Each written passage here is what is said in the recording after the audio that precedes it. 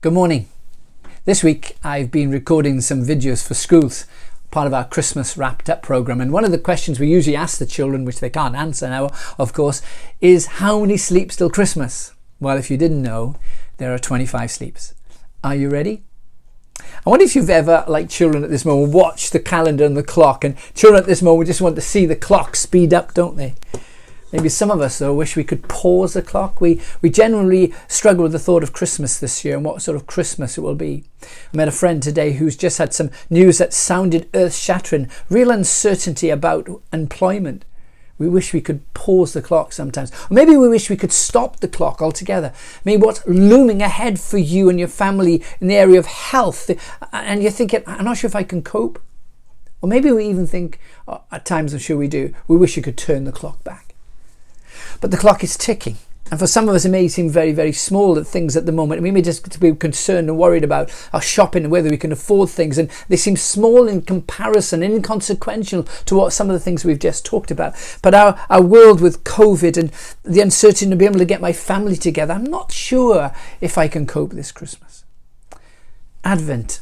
Advent is the name coming from the Latin adventus, means the coming and arrival of Jesus. And this morning, we start a series of 25 3-minute devotions or thoughts for the day. We want to start with a sense of hope. It's God who's created time, who is outside time and stepped into time, and actually just at the right time. This is, says in Galatians 4, when the right time came, God sent his son, born of a woman. God sent him to buy freedom. So we begin tomorrow on December the 1st. A countdown to remember the birth of the one who has changed history forever.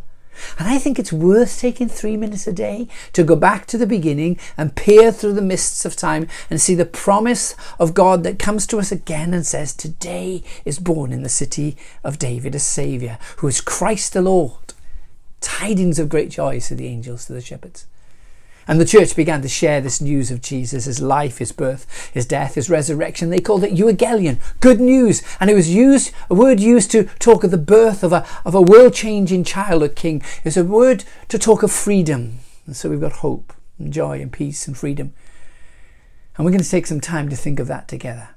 Oh no, by the way, the clock is ticking, not just to Christmas, the first Advent, but the second Advent. The clock is ticking when all sorrow will end and death and despair, unemployment and uncertainty. And Jesus appearing this time will not come as a fragile baby whose arrival was announced by a cry, but instead everyone will see him and bow to him as king. Go with that thought today.